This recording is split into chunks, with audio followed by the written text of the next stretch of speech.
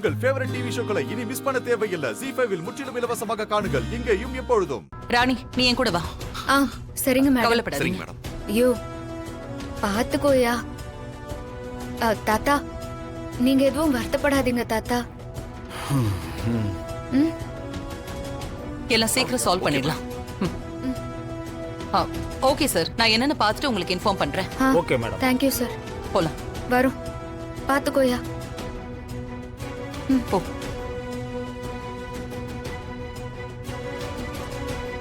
Madam madam madam madam madam, நீங்க எவ்வளவு பெரிய குடும்பம். அதுவும் உங்க கணவர் ஸ்வீட்ஸ் அசோசியேஷனோட தலைவர்.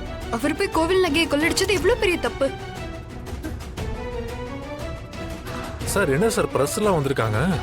இரியா, இங்க பாருங்க, அவரும் சரி எங்க குடும்பமும் சரி அப்படியெல்லாம் பண்றவங்க இல்லைன்னு இந்த உலகத்துக்கே தெரியும்.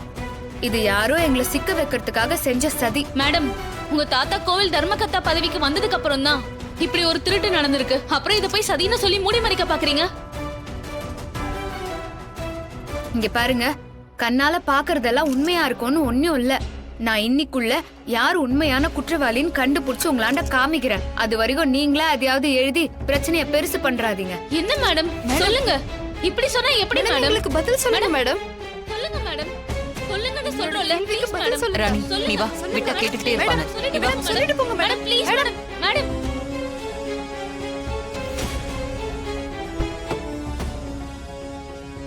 இவன் உங்களுக்கு பாதுகாப்பா உங்க கூட வருவான்.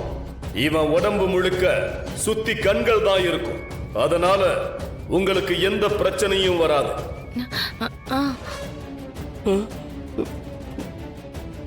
ஒரு முக்கியமான விஷயம், எக்காரணத்தை கொண்டோ இந்த இருள் கட்ட கீழே வச்சிடாதீங்க. குழி தோண்டி புதைச்சிட்டு தான் வரணும்.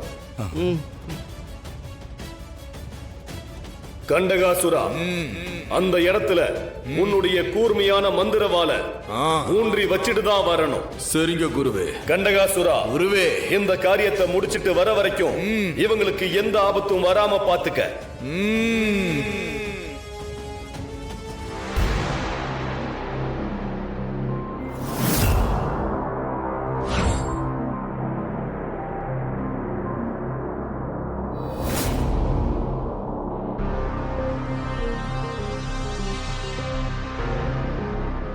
சாமி, எனக்கு ஒரு பெரிய பிரச்சனை. நீங்க தான் உதவணும். நான் உனக்கு ஏற்கனவே சொல்லியிருக்கேன், அழிக்கிறத விட காக்கிறது தான் உன்னதமான செயல். அதுக்கு குறுக்க எது வந்தாலும் நீ தான் பொறுத்துக்கணும். இப்ப நீ நெருப்பு மேல நிக்கிற. உன்னோட நிலைமை எனக்கு புரியுது. ஆனாலும் உனக்கு வேற வழியே இல்லை.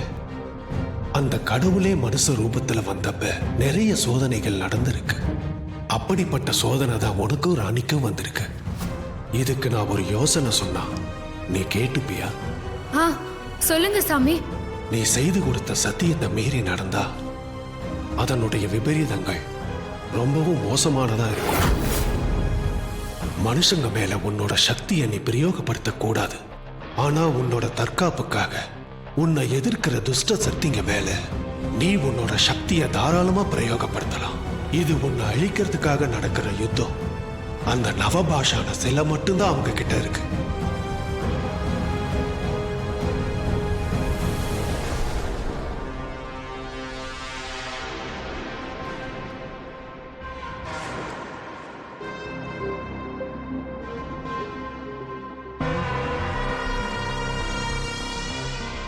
நான் இப்ப உங்ககிட்ட சொன்ன விஷயத்தை இந்த யுத்தத்தோட கடைசியில, அதுவும் உன்னை எதிர்த்து நிக்கிறது வலிமையான துஷ்ட சக்தியா இருக்கும் பட்சத்துல மட்டும்தான் இதை நீ செய்யணும். மற்றபடி எக்காரணத்தை கொண்டோ இதை நீ பிரயோகப்படுத்த கூடாது. கண்டிப்பா சாமி, நீங்க சொன்ன மாதிரியே நான் பண்ணிடுறேன்.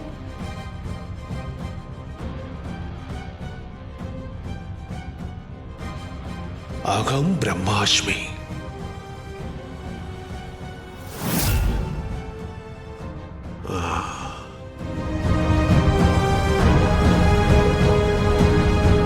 பாட்டி, நீங்க ஒன்னும் கவலைப்படாதீங்க. தாத்தாவையும் தாடிகாரனையும் நான் எப்படியாவது வெளியே கொண்டாந்துருவேன். நான் இருக்க சொல்ல நீங்க என்னத்துக்கோசரம் இப்படி டென்ஷன் ஆகி உடம்ப கெடுத்துக்கிறீங்க? நான் இப்போ தாடிகாரனை வெளியே கொண்டாடுறதுக்காக போறதா இல்ல உங்க பக்கத்துல இருந்து பாத்துக்கிறதா? இப்ப எனக்கு என்ன பண்றதுன்னு ஒன்னும் புரியல. ராணி, நீ ஒண்ணும் கவலைப்படாத. இப்ப நீ இவங்க கூட இருக்கிறது தான் முக்கியம். இவங்களுக்கு உன்னோட சப்போர்ட் வேணும். அதே சமயம் நீ இங்க இருந்தா சேஃப்டியாவும் இருக்கும். சுகாசினிய ஃபாலோ பண்ற வேலையை நான் பாத்துக்கிறேன். அப்புறம் அங்க ஏதாவது ஒண்ணுன்னா கண்டிப்பா உனக்கு கால் பண்றேன். சரிங்க மேடம். நானும் வந்தா உங்களுக்கு கொஞ்சம் ஒத்தாசையா இருக்குமேன்னு நினைச்சேன். ஆனா நீங்க சொன்ன மாதிரி நான் இப்ப இங்க இருக்கிறதா முக்கியம். நீங்க அந்த சுஹாசினிய ஃபாலோ பண்ணின்னு போய் என்ன ஏதுன்னு தகவல் சொல்லுங்க. இங்க நிலைமை எப்படி இருக்குது என்ன ஏதுன்னு நானும் உங்களாண்ட அப்பப்போ சொல்றேன். நீ தேவையில்லாம மனசை போட்டு குழப்பிக்காத. எல்லாம் நான் பாத்துக்கிறேன்.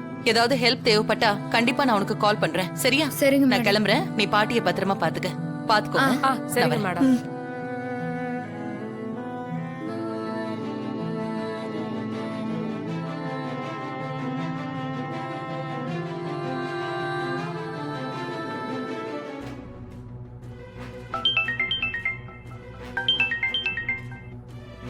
சொல்லுங்க சார்.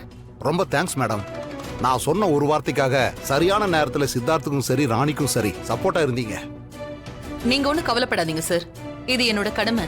இன்னும் 48 ஹவர்ஸ்க்குள்ள அந்த சிலையும் நகைங்களையும் யார் எடுத்தாங்கன்னு கண்டுபிடிச்சாகணும். அப்பதான் உங்க அப்பாவையும் சித்தார்த்தையும் இந்த கேஸ்ல இருந்து வெளியில கொண்டு வர முடியும். ஏன் மேடம், உங்களுக்கு யார் மேலேயாவது டவுட் இருக்கா? சித்தார்த்துக்கும் ராணிக்குமே அந்த சுகாசினி மேலதான் டவுட் இருக்கு.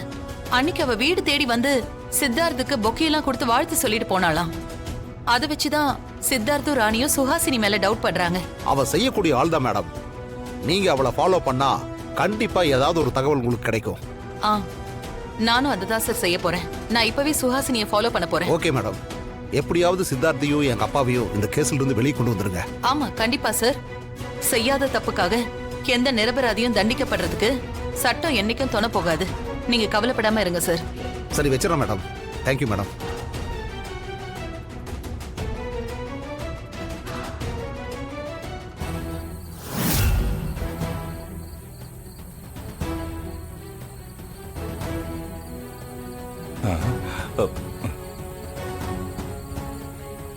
வாங்க போலாம்.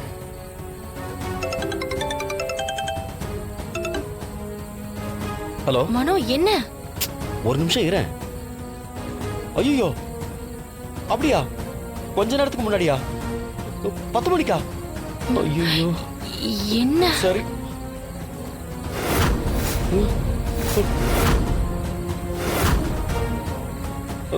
உங்க வாட்ச்ல எல்லாம் டைம் என்ன?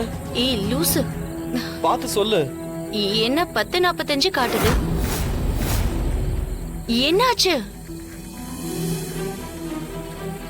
மாப்ள, டைம் என்னடா? டேய், டைம் கேட்கவாடா கால் பண்ண? மணி 10:45டா. அது சரி, 10:45 பகலா இல்ல நைட்டா? ஏய், ஜீ5 ஆப்பை டவுன்லோட் செய்து அனைத்து எபிசோடுகளையும் இலவசமாக பாருங்க.